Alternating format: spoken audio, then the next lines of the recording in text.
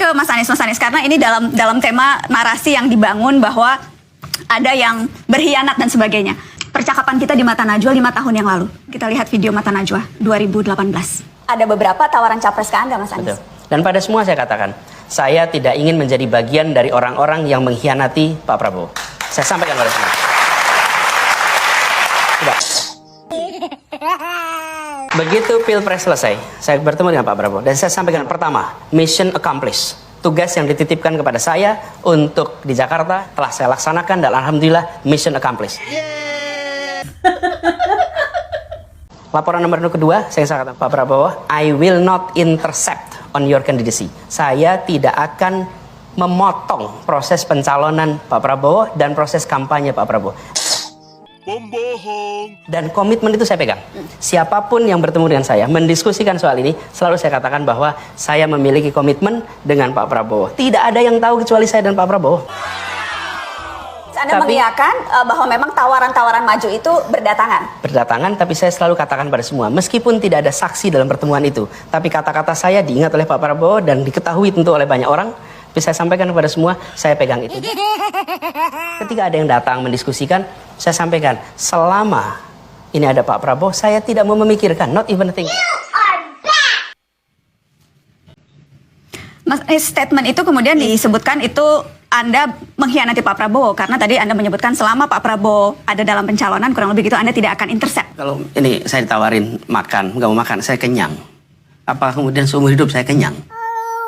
Kau kan sudah tahu, pembohong. Selama ini ada Pak Prabowo, saya tidak mau memikirkan, not even a thinking.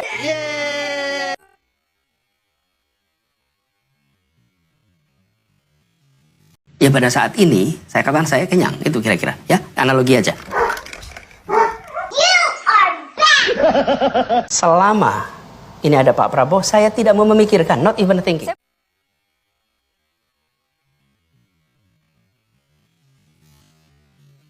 Pada saat itu saya belum bertugas 1 tahun di Jakarta. Jadi, tadi saya menyebutnya selesai Pilpres, sebetulnya maksudnya selesai Pilkada. Jadi, ketika setahun kemudian saya diundang menjadi cawapres, diundang menjadi capres, saya berkatakan tidak. Itulah yang saya sampaikan bahwa selama 5 tahun saya akan fokus di Jakarta. Saya tidak tahu apa yang terjadi kemudian.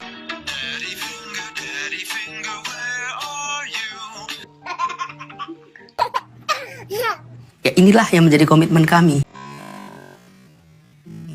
Kau salah bicara, Patrick. Jadi kami ingin memastikan bahwa apa yang dilakukan oleh semua pendukung untuk kerja di Jakarta jangan ditinggalkan. Dan Pak Prabowo ini akan maju Pilpres tahun 2019. Jadi saya katakan saya tidak akan mengintercept pencalonan Bapak. Selama ini ada Pak Prabowo, saya tidak mau memikirkan, not even a thing. Dan komitmen itu saya pegang. Siapapun yang bertemu dengan saya, mendiskusikan soal ini, selalu saya katakan bahwa saya memiliki komitmen dengan Pak Prabowo. Tidak ada yang tahu kecuali saya dan Pak Prabowo. Nah, jadi ketika kita berbicara, itu konteksnya 5 tahun kemarin. Selama bahwa saya berkomitmen untuk di Jakarta, saya tidak akan kemudian mengkhianati komitmen saya. Komitmen saya juga Pak Prabowo. Pembohong. Selama ini ada Pak Prabowo, saya tidak mau memikirkan, not even a thing. Dan sejak kemudian dicapreskan oleh Nasdem, apakah sudah sempat bertemu dan berbincang dengan Pak Prabowo? Belum.